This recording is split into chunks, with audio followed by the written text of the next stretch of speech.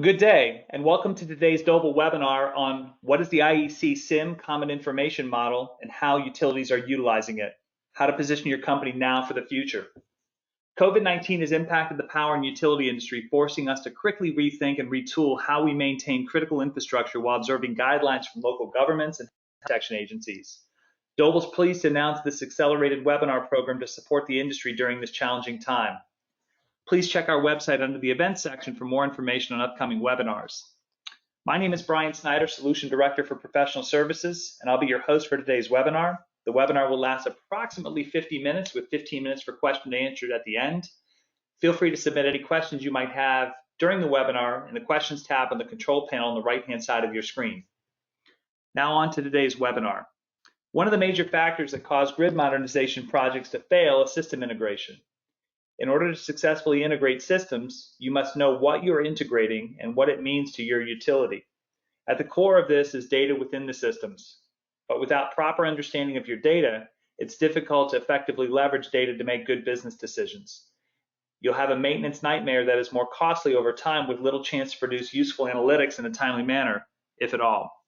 From current research of clients and industry input, we've seen that a utility can spend 80% of their times of analytic projects doing data cleanup while only spending 20% of the time on the analysis itself. This webinar is intended to provide participants a better understanding of the IEC CIM standard and how utilities worldwide are using it to drive data transformation. Our presenter today is Michael Covarrubias, a Principal Consultant and Director of Strategy and Solutions for Extensible, a Doble company.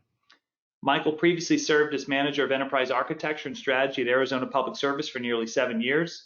With over a decade of utility background and experience, he has worked for various areas in the sector, including mobility, operations, customer service, field service, and generation across many different domains of technology and business areas. As part of Extensible, he currently serves as vendor co-chair for the IEC CIM user group. I'll now hand it over to Michael. Thank you, Brian, for that introduction. So as Brian mentioned, well, first off, thank you everybody for attending. I'm happy that I can be able to spend some time and share this information with you. But as Brian said, the focus that we're really looking at this webinar is understanding what is the IEC CIM and how folks are utilizing it. And really, what is it that you guys, all the utilities and different folks attending can do to position yourself now for how to utilize this in the future with upcoming projects and the upcoming initiatives that you may have going on. I'd like to first just kind of give a little idea of why this is such a big topic. So at Extensible, one of our biggest things that we focus on is data for utilities.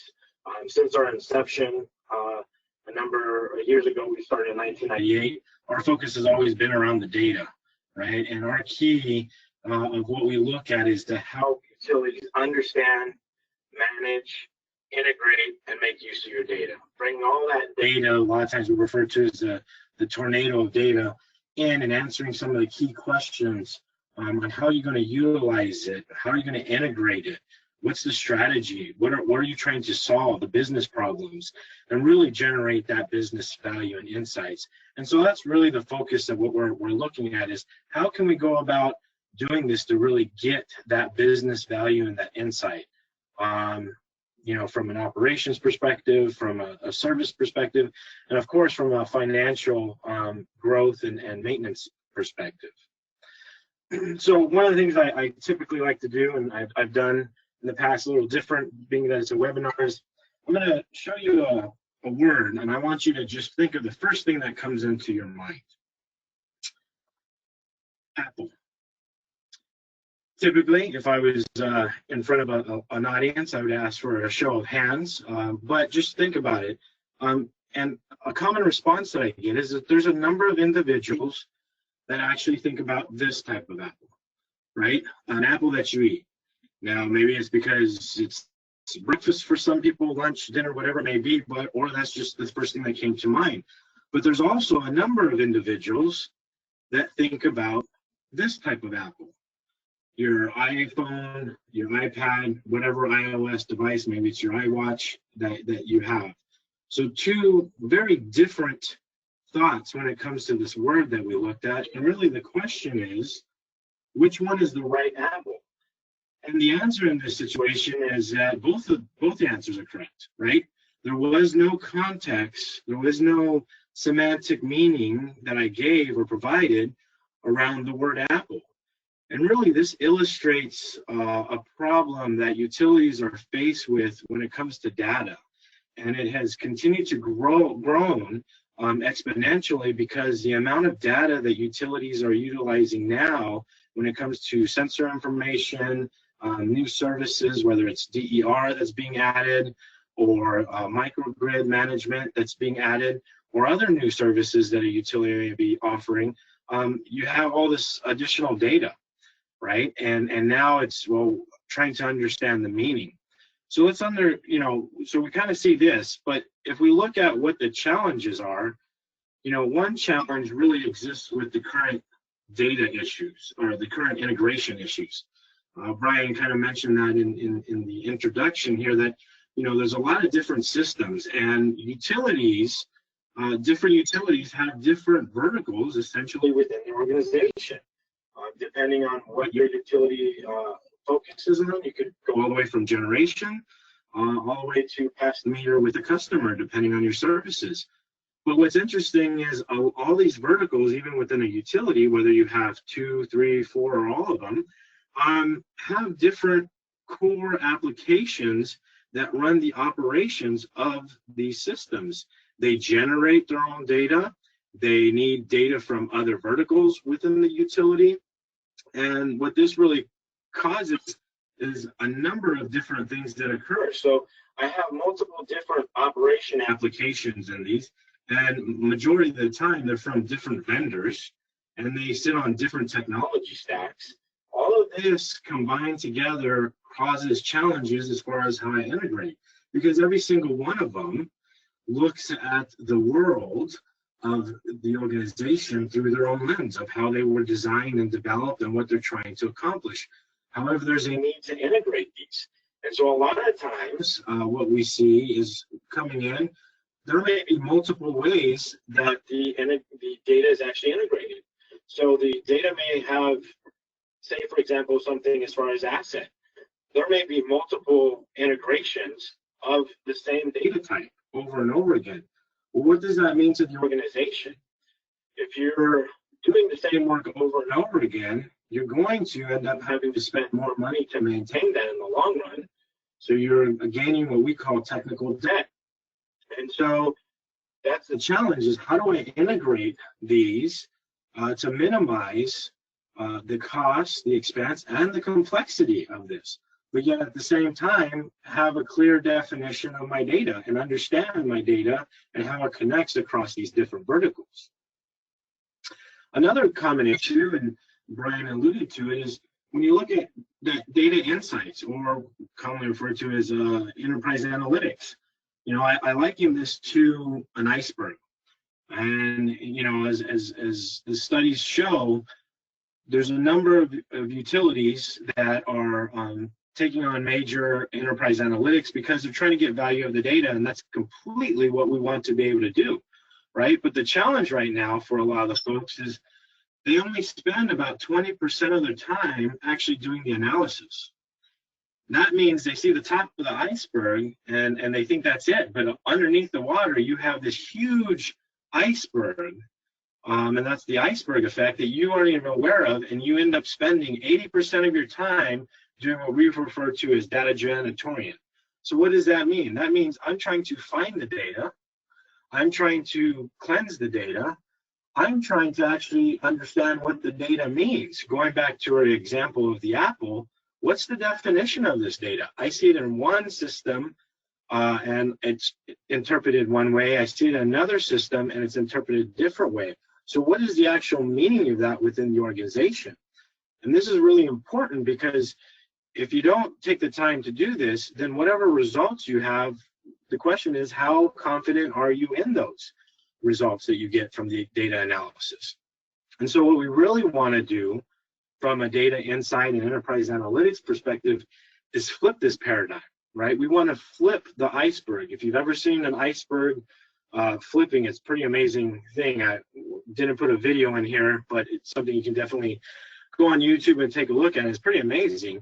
But flipping that iceberg really changed the paradigm and the norm that we spend 10% doing data discovery type work.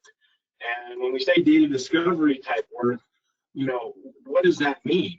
Well, that means that I go to the spot that has the data that's already well defined, and then I can spend 90% of my time actually doing the analysis, getting the value out of the data, getting the insights out of the data. And it's interesting when you think about this. You know, going back all the way to my days working at a utility before joining Extensible. I remember even back then, one of the biggest initiatives that we have was self-service. It was self-service analytics or self-service access to the data. Well, one of the things is you can provide access to the data, but if people don't know and understand it and can't trust it, they're not going to use it. And they're going to spend a lot of time trying to figure out how to use it. So by taking the time to really address this iceberg that's under the water, we're actually being able to help support and drive self-service analytics, allowing the individuals on the business side to really focus on what is most important to them. Once we have that, we're able to really connect the data with external data sources. Not to say that we're not doing that today. You know, utilities are always bringing in information around the weather to marry up with other data, but if we have it in a structured source and a structured mean, it makes it a lot easier and it's reusable. That's the key, it's reusable. And that in turn can actually then drive to predictive analytics. Now, I've had a lot of conversations with a lot of different, you know, different levels from executives to mid-management to frontline that say, well, you know, we're going to just dump everything into a data lake.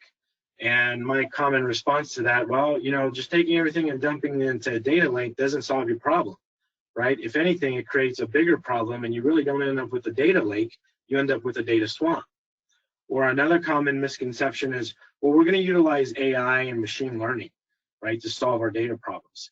Once again, can utilizing AI and machine learning allow you to get some type of value out of just the data the way it is right now? Absolutely, it can. Are the end results of what that comes out at the end going to be the best? Probably not. And studies have shown that it will come out with a result that may or may not be right. But if you take the time to structure your data and actually look at how you're maintaining it and put that in place, the value of what comes out is much, much, much better. So the age-old saying of garbage in, garbage out really still is applied. So it's not a magic button. It really comes down to still how are you maintaining and utilizing and defining your data. So something very important to look at. So if you think about this, we have two kind of issues here. One is the integration. And in all that sense, the integration really then leads to how do I actually get value in my data from analytics, right? And so those issues are what we're really going to be looking at and talking about. And so that kind of leads to the question of, well, what is the CIM? And how is it actually going to help me in addressing these two issues that we've identified? Well, the CIM, really, I look at it as a starting point. I liken it to the fact that when I go into a meeting, I don't want to go into a meeting with a blank sheet of paper, because 9 times out of 10, I leave that meeting somewhat frustrated and not sure what's going on. So I'd rather go into a meeting with something on the paper to give us a basis to start. And that's really what the CIM helps provide. It's a basis to start. It's the end game for the utility is to really have a data model. And this is very key. This data model is not tied to any specific technology or vendor. Rather, this data model is tied to your organization, right? Not focusing on the technology, focusing on the business of the data and the way the data moves within your organization.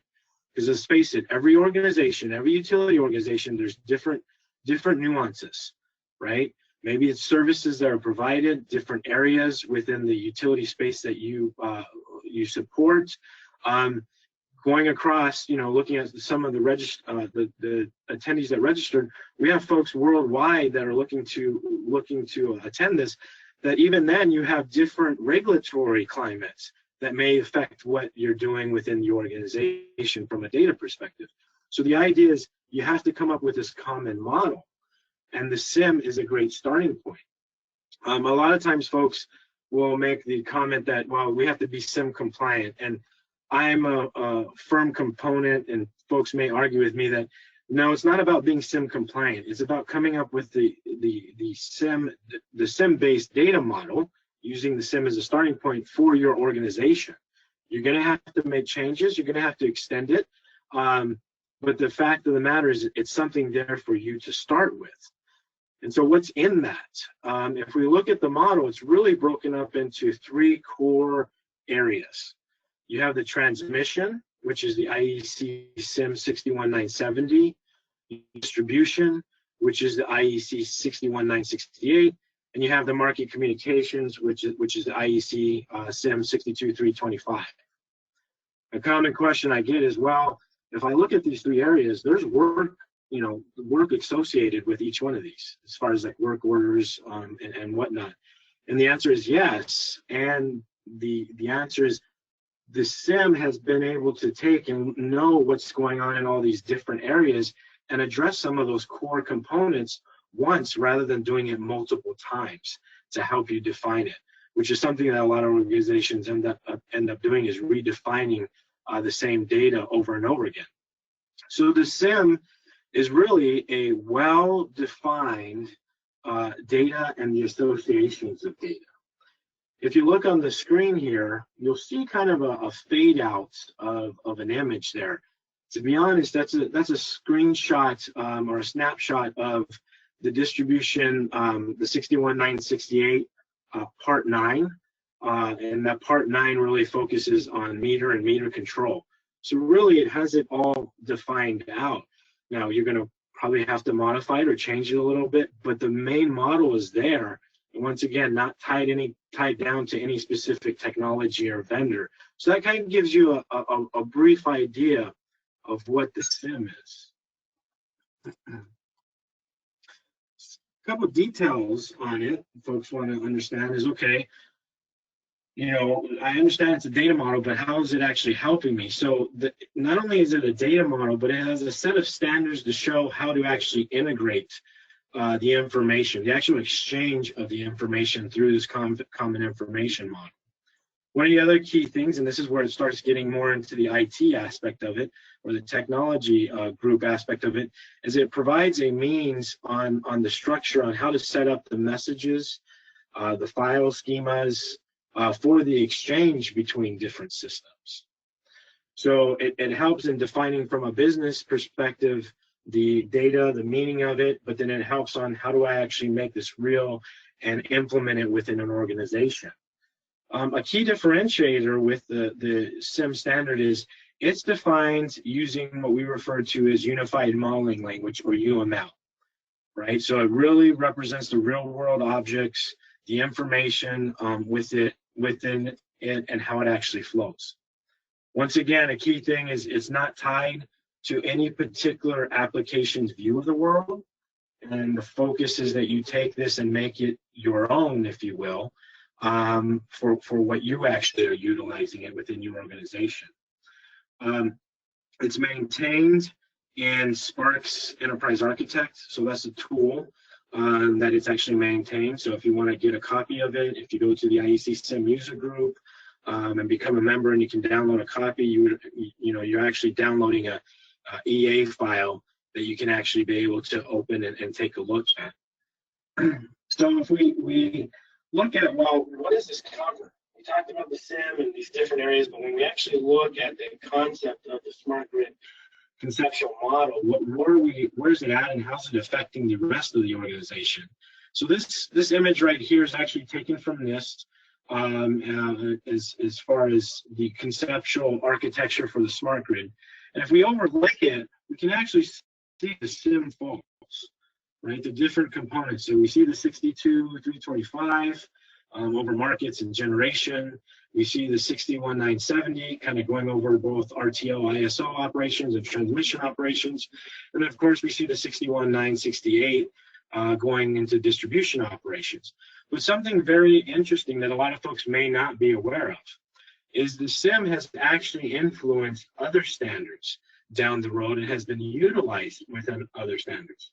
A perfect case in point, two that are up here, is multi-speak and the Green Button Initiative. Many of the components that were actually utilized actually came from the 61968, right? Because a lot of the information was defined. Of course, they continued to build it out. So there's already this interconnection with these other standards with the CIM. Another one that's not actually up on here is if you look at OpenFMB. For those folks that may not be familiar with it, OpenFMB is a standard. Extensible's actually been working with Duke Energy for a number of years in developing this standard, as well as other vendors. And it's really focused around microgrid operations. So looking at the device-device communication and capturing of data, as well as device back to operations and the collection and communication of the data itself. And parts of the 61968 were actually utilized. And then later on, I believe it was last year, bringing in the IEC 61850, used for substation communication, was actually harmonized and brought in too. So you can see how the CIM is not only something that organizations can utilize within how they manage their data and integrate their data and make use of the data, but it's actually being used to build out additional standards because it is a standard itself that's widely recognized and actually widely used. So the role of the CIM in this whole thing is to really help create a clear picture of the data within the organization. Once again, not tying it to any specific technology or vendor, but getting a clear understanding of the data, which a lot of that is more focused on from the business perspective on how we operate, how we talk, how we understand the data, and help setting up, well, where does this data actually need to reside? Where's the main source of the record, if you will, of this? So the CIM actually employs what's referred to as a canonical data model. So I know some folks may be, whoa, we're kind of getting into IT area, and this isn't necessarily a webinar just on technology, but really on the concept. So let's talk a little bit about this canonical data model and actually what it is. So if we look at a canonical data model, I may have 4 different systems, A, B, C, and D. Each one of them, different technology, different vendor. Each one of them provides some type of operational support, say, for example, within my organization, but they all need to share data, right? And so the idea is, well, how do I can go about it where I'm trying to connect the dots between them, or I can come and set up a common model that all of them know and understand, and then they can take back respectively to each one of their systems and then process the data the way that they want to process it. And that's really what we're talking about. So if we look at the image down here on the right, if you look at it kind of before, you have all these lines trying to connect these systems, right? And that can get very complex, very hard to manage. I'm very tied to the different systems, so I'm very dependent. If you look at system 1, it's basically connected to almost every other system. So if I make a change to system 1, I'm going to have to make some type of change and impact all my other systems, right? And so that's the idea, is to take it and put in the middle this canonical model definition that is reused by all of them. Now, a common thing that folks will say was, well, yeah, we got a service bus, an enterprise service bus that manages the connections. And that's true. But in all honesty, that canonical model is what should be sitting on your service bus to manage the data and the meaning of the data and the translation of the data. And typically that's not something that's always there, or it's not utilized. And so you still end up with purchasing an enterprise service bus and having a flavor more of what's in blue on the left side than you actually have on the right side, which really turns into technical debt long term. In fact, a perfect example with that is one of the utilities that I was working with actually had this problem, and they saw, well, we have this service bus and we're spending close to $1.5 million a year in maintenance costs. And when it came down to it, the issue was really how they were implementing and using it, had gone more to this blue side, which had increased the actual maintenance cost of the usage of that bus and the integrations. So really, you think about what we're looking at is we're trying to define a common language, which is very much like the IEC standards. So if you look at the international IEC standards, everything is published in English. The final thing, the final product is published in English. You may have work done it in a different language, but at the end of the day, when it comes to being published, it's all published in English. So a very similar example was what we're looking at as far as a canonical model. And what it really does is it creates a common vocabulary and sets of semantics for understanding the data. So if we go back to that example of the apple, we don't have that issue because we have a clear vocabulary and understanding of that. And if we flip out, take apple and replace apple with asset, we're going to look at this in an example here shortly. But if you flip that out, there's a lot of ways you can define asset, and you have a lot of assets within your organization. So it's coming up with that clear understanding. Another example I like to look at is if you look at the United Nations. Usually this image here, you have the delegates on the bottom, up in the windows in the top area right there. That's where the translators actually sit. And the question, if you ask anybody, is, well, how many languages does a translator need to know? And the answer is 2. They only need to know 2 languages. Although there's hundreds of languages being used, they only need to know 2. They need to know the language that they're translating from and English. Once again, creating a common language, a common understanding to be able to share the information to the broader audience. So that's a perfect example of what is an actual canonical model. So if we look at it from an actual example, let's look at an actual example of why we need this, right? And how it's relevant to the utility. So we take, going back to what we were talking about, asset. There's a lot of different asset types, and your organization may deal with different asset types from different areas. If you have generation, you have multiple different generation types, all having different types of assets. You have transmission, you have distribution. Then from distribution, you have industrial customers, you have residential customers.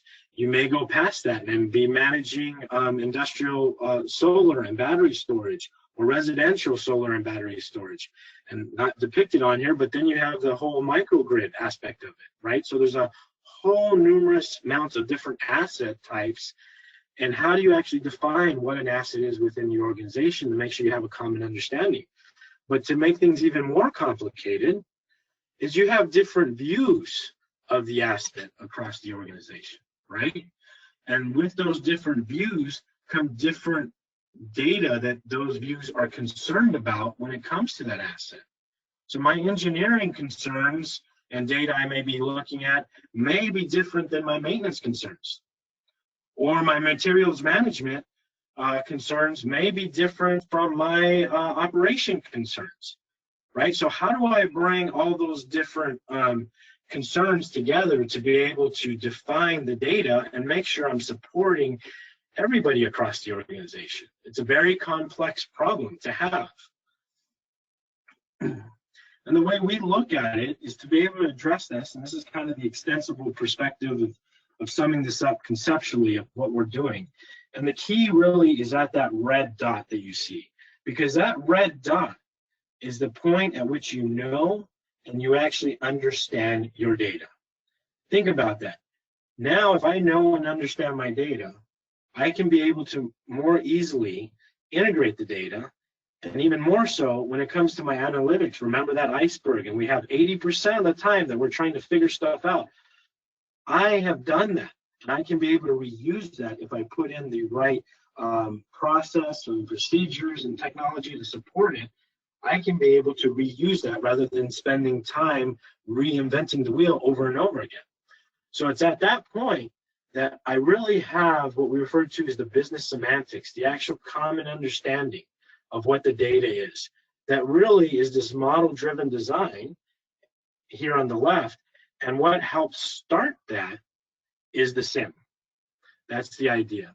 Because now I use that consistently across my applications. Once again, the applications are defined differently. They have different ways to represent the data because of the way that they're processing or utilizing it, but I have it defined for my organization on how we're going to represent and use that. That then helps drives the technology group in being able to have a way to actually do their integration, right? Because I have a common understanding. That then drives the way we can be able to support from a data, enterprise data layer, whether you're talking about a data warehouse, your data lake, implementing data appliances, whatever it may be, whatever your strategy is. But that schema, that model helps drive how do I organize that data and the meaning of it, because then from the top layer, from the accessing of the data and analytics and reporting and intelligent, my individuals that are accessing the information has a clear understanding that can be published all the way up from the business semantics, the common understanding, all the way to them so they understand what it is. That way we're all speaking the same tone. One illustration that I like to use is back when I was working at utility, I had the CFO ask me a question. He said, you know, Michael, I really don't understand why I go to one report and it tells me that there's 54 individuals within this department or group, and I go to another report and it tells me that there's 50 people in that individual or in that department or group. There's 50 individuals. It doesn't seem like that's a big problem, right? 4 individuals were not off by that much. But when you start talking about from a financial perspective, 4 individuals fully loaded, you know, including your benefits and everything, that could be close to, you know, $1 million, right? And if that transpires across all the different departments, am I making the right decisions on what we're doing based off that data? And really, it comes down to making sure that you know, understand, and have that architecture of your data and the management of the data. So this is kind of the idea of what we look at from the perspective of how you actually utilize the CIM and the influence that it has within the organization. So what I like to do is we've talked a little bit about the issue and the problems. We've talked about what the CIM is, what does it cover. We've now talked a little bit about how you would actually go and implement it and what it looks like, if you will, conceptually from a high level. Now let's talk about what folks are actually doing, right? So here's an example of one of our clients. This actually was taken from a presentation that was extensible and Southern Cal Edison did recently. It was at the CIM User Group 2019 back here in October. That was hosted by MISO. And the focus was really, how is the SCE utilizing the CIM to interconnect and optimize DER? And the challenge that is faced, that Southern Cal Edison was faced with, as well as majority of utilities are faced with, is when you look at the connectivity model and you want to do analytics on it, there's a lot of different systems that have parts or portions of the connectivity model, right? Some folks, you know, look and say, well, our GIS system has all of it, and 9 times out of 10, there's still stuff that you need to add to it, because typically in most GIS systems, you're really not going to be able to do, based off the information, power flow, solving power flow with it. But so you have to really bring a lot of different information from different systems together to actually come up with this actual connectivity model for the grid and for your network. Because you have, you know, your planning systems, you have your actual grid operations, your operation management systems. You have, you know, when you start looking at what's being designed, you know, look at forecasting as built versus as operated. There's a lot of different components, a lot of different systems. And so what we've worked with, one of the projects that we worked with Southern Cal Edison was utilizing the CIM as a starting point once again to bring together and create a centralized connectivity model for the organization so that you can actually perform these different analytics and analysis on the network, being able to plan, being able to do better forecasting. Really, this kind of goes to the concept, for anyone that's familiar with it, a centralized M&M, or a network model manager, something that we've done a lot of work with. But that's the idea of really what it was. And I say that the CIM was a starting point to it, because what I will say is the CIM hasn't defined everything out for DER yet, right? The CIM is an international standard that has to go through approvals worldwide to be able to add things. So it does take time to get things added. But one of the things that was really interesting at this is the folks from SCE actually showed to the group at the CIM user group how they had extended, how we worked with them to extend out the model to support DER. And one of the very positive things that came out of it is folks that are part of the working groups that help build the standards were really looking and say, well, can you work with us to help us add this to the CIM, so now it's something that's available to everybody.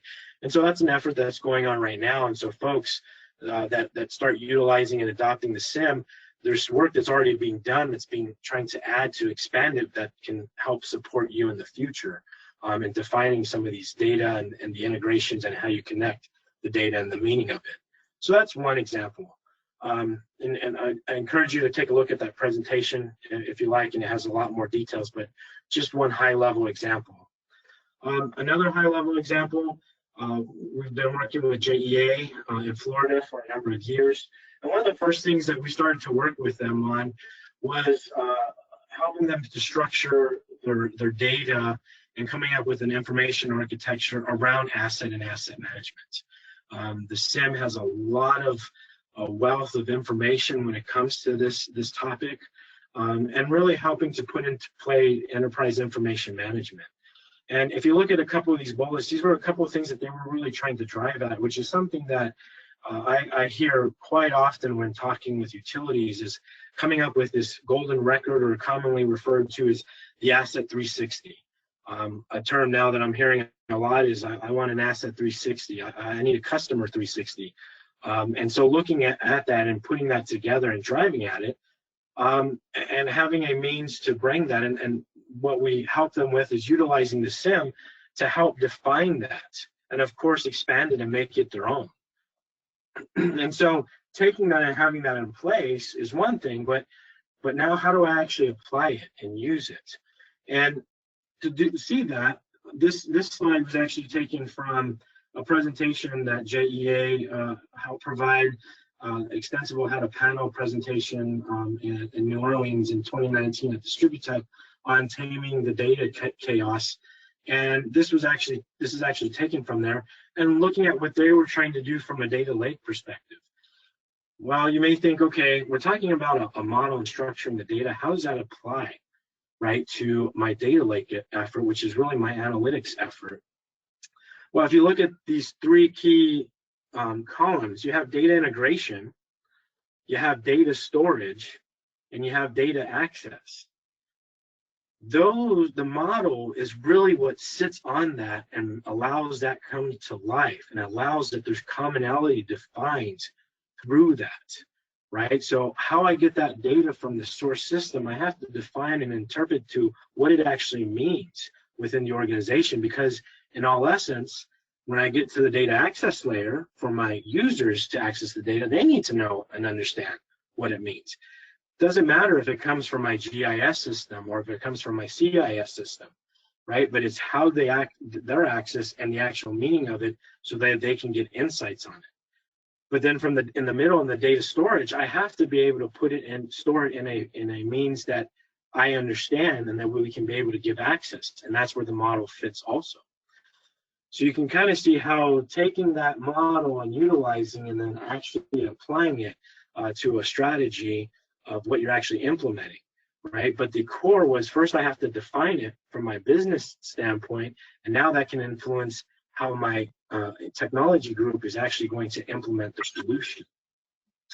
Once again, this was another image that was taken from that presentation. And the thing I want to draw out here is, you look at it and you see a bunch of boxes and lines, and you think, wow, this is very complex. Well, there's very structured reasoning for color coding and everything like that. And the reason why I show this is a common comment that I get from folks is they look at the CIM and they say, wow, the CIM is complex. There's no way we can implement it. But in all instance, the utility industry is complex.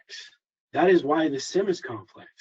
And the way we operate and what we have to do and the movement of data and the definition of data is actually very complex. And that's why it's a great tool to help you define and be a starting point for an organization. So, knowing that it's complex, I actually gave a presentation in January before the COVID pandemic in Amsterdam at a CIM conference by Smart Utility Forums. And one of the things they asked me to present was look at, well, what do you recommend doing, right? For folks that are just starting down this path and looking at this path, what do you recommend doing? So I actually took this checklist from the presentation I put there. But one thing to know is, as I mentioned, is the CIM is big and is complex. You don't implement the CIM all at once, or you don't try to implement it all at once, right? You got to take a very strategic approach on how you're doing that. And one typical thing that we typically see and that I recommend doing is you do a pilot, right? So for example, if you're really thinking about looking at, you have some stuff that you're doing from a network model connectivity perspective that you want to do a small pilot and starting to define that. Maybe focus on, depending on your organization, a dozen circuits, maybe a couple dozen circuits within your network to focus on defining that out and making it real. And so do a pilot. You have to understand that it is complex. A lot of us have been working with the CIM and utilizing CIM for a long time. So you're going to have to get training. I can even say, honestly, even though I'm the vendor coach here, I'm not the expert on all aspects of the CIM. There's areas of the CIM that I've worked with a lot, and I can answer questions very quickly and easily. But even internally, I know with my colleagues, if I have a certain question on a certain topic, I'm probably going to go get their input on it. And that's where Extensible has really come together, is we have that common understanding and knowledge and know who to go to. So you're going to have to get training on that. Very, very important. You need to understand that there is a large portion of this that is a change management component. I have personally worked with organizations that have gone and said, we're going to take this CIM and use the CIM, and we're going to take the concepts of what this is and actually start to implement it. And they didn't address the change management aspect, and it fell, right? The initiative fell. And then 3-4 years later, actually have one exactly with this right now, that now they're doing an ADMS replacement, and they came back and said, okay, we need your help because we didn't get this put down in foundation on how we do this. And now we have this large ADMS rollout that we're going to be doing, and we need support, and we want to take this approach. So you have to address the change management aspect of it to ensure that this is sustainable with the organization, because it's not just an IT problem. It's not just a business problem. It's on both sides of the organization that you have to be able to work on it and put the right things in place. As I mentioned before, take a really focused approach, right? Look at key initiatives or system replacements. A common misconception that I hear folks say is, oh, we're going to do the CIM implementation project, and when we're done, the CIM is there. That's not how it works, right? You're taking the concepts of what you're actually trying to do and what we're talking about doing and implementing it within the organization on how you do work, right? You're changing how you're doing work. You're still going to do the integrations. You still have to do those no matter what. But how do I do it? How do I do it so that I prevent having future technical debt? That's really the key. Understand that you're going to need help. That kind of goes to the training, but you're going to need help on knowing, okay, well, what do we need to do to make this sustainable? So getting a readiness assessment is really, really important. Another key thing is you have to understand that you are going to have to address your information management and your data governance processes as part of this to be successful, right? When you start talking about the example we looked at, and we've done this multiple times, we start looking at asset and asset management. You're going to have to start putting together what is my information management and my data governance processes, around that. A key example of that, and something you guys can take away, so I wanted to share this with everybody, is this is Extensible's Enterprise Information Management Framework. Now, we're not going to go through all these boxes. The idea, the reason why I want to share this with you is this is something you can take away and maybe later on look at it. And if you look right here in the middle, you'll see there's one box that says Semantics Management, which is really a lot of what we've been talking about today.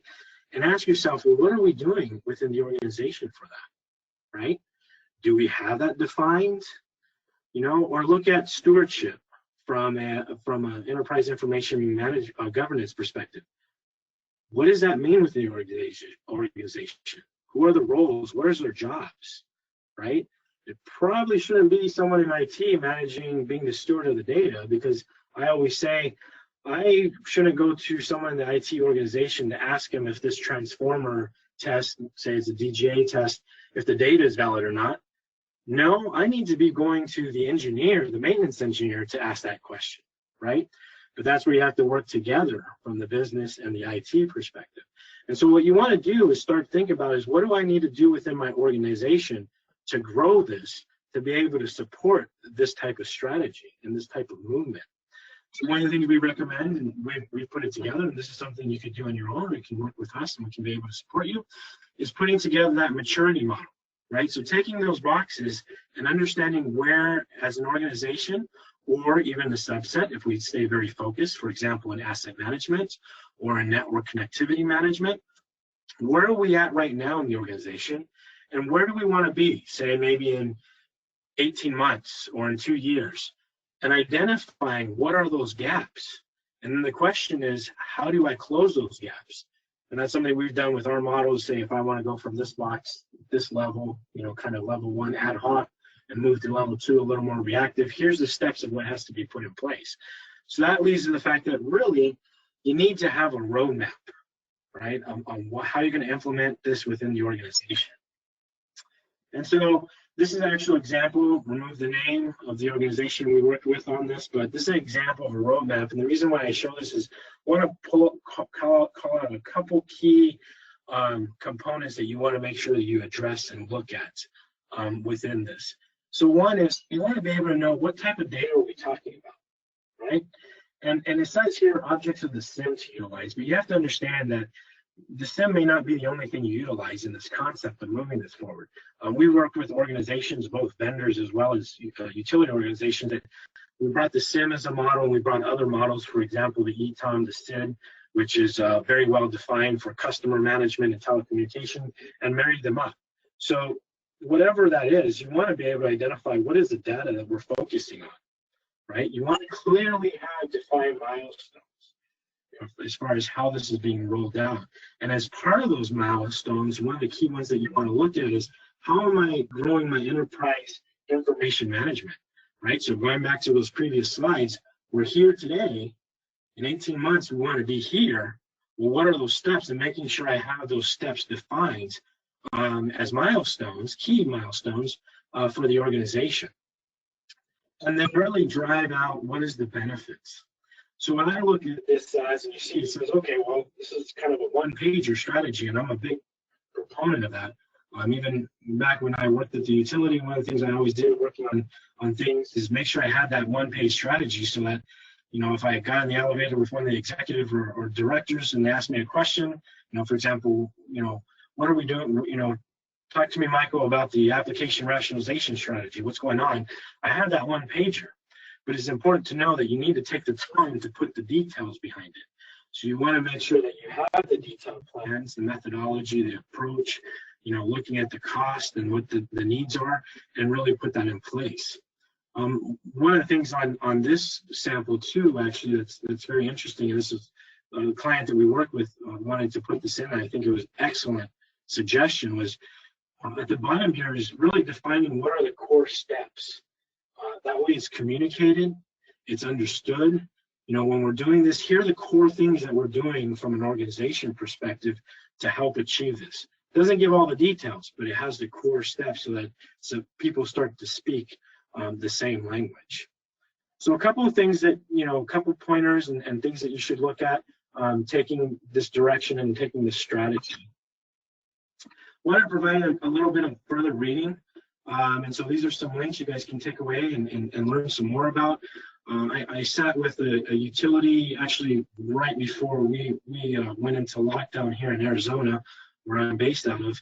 And the utility is in the process of bringing on a new ADMS system, and was looking for us to help them with the integration. And the question came up as far as, well, are utilities in the US actually utilizing it? And so I actually put together this blog post. You can access it through our website that talks about some of the numbers, and you can start to see some of the folks that are utilizing it. And it's not just the US. There's a number of clients that we work with in Canada, Europe, even interest in South America. So it's being used worldwide. Another great piece of material, this was actually published by Power Grid International, and it's the CIM, a key to integrating to an integrated grid interoperability. Really, really good article. Another article here was actually published just about 6 weeks ago by Energy Central, written by folks from SCE. That goes back to that illustration that I looked at. Really good insights when you start talking about DER and what you want to do from a network connectivity perspective and the data management around that. Another great source when it comes to the CIM is the CIM Primer. It's on its 5th edition.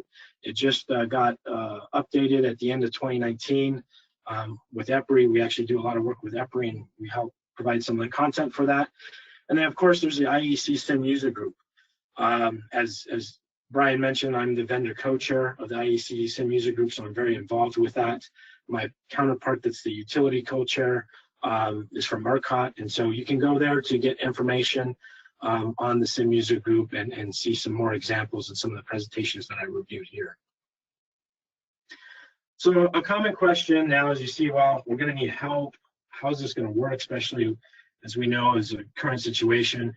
And it's really interesting. One of the folks that works for Extensible, I was talking with him. He works on one of the projects with me, and he started making reference to this, and it kind of stuck with me. Is, you know, we're in this era of BC versus AC timeline for utilities, and it's kind of before COVID-19 and after COVID-19.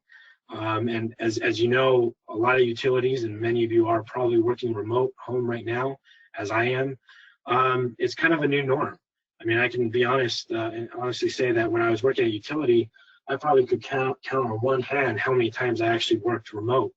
When I say remote, actually working remote, not saying I worked all day in the office, then came on and logged on for another 4 hours. That's just working nonstop, but actually working remote. And, you know, something interesting, you know, when you start looking at it with the Extensible, we work remote. All of our folks are spread throughout the US and Canada. And then, of course, with our parent company, Doble, we share resources, which is worldwide. And so something that we're used to being able to support and can help you transition in this time. But what you can do now really is to set the foundation, right? So if you go through that checklist, start looking at what you need to do from an organization perspective. Start considering, you know, process technology skill set. Start to establish a plan to address the gaps. Look at what you have coming up, your initiatives, your project roadmaps. How does this align with stuff that's going on? And looking at your integration and your enterprise analytics, because you want to make sure you define that information and do it in a sustainable way, that you reduce technical debt, that you reduce complexity, and you provide a means for the organization to have access and understand the data. So, you know, that's what I would recommend, that the focus that you should really focus on doing.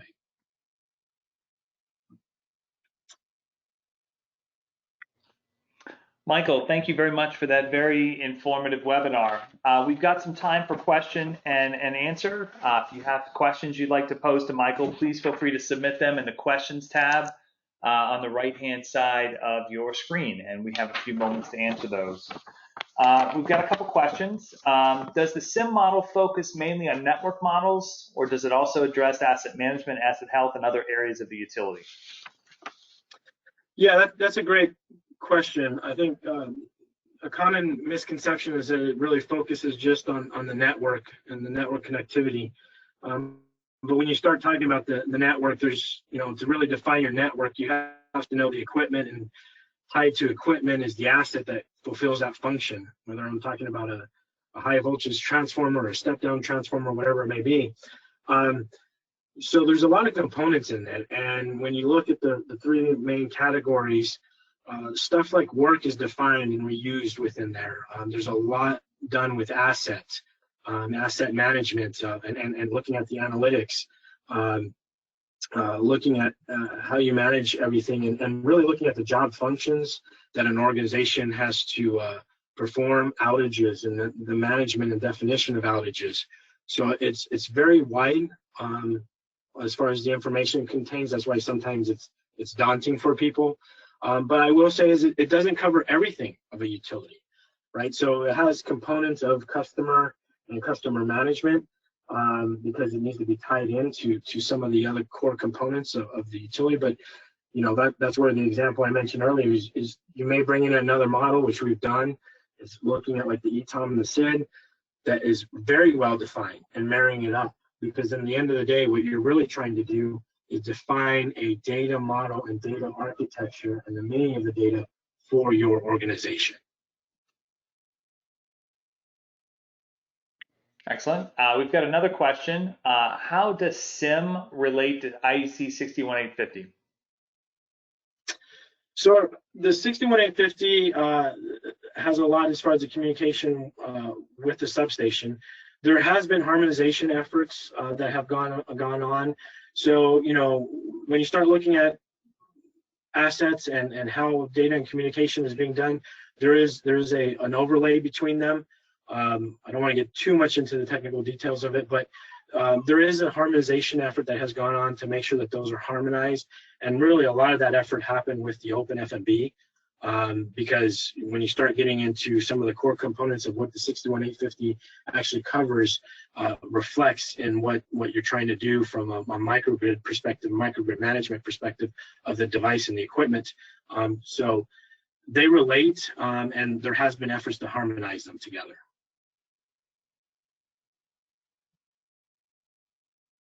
Excellent, Michael. Thank you. Well, that's all the time that we have for today's webinar. We greatly appreciate, on behalf of Doble and Extensible, appreciate you taking an hour out of your busy day to join us today. Thank you again, Michael, for the very informative webinar, and we look forward to seeing you again on a future Doble webinar. Have a great day. Thanks. Thank you.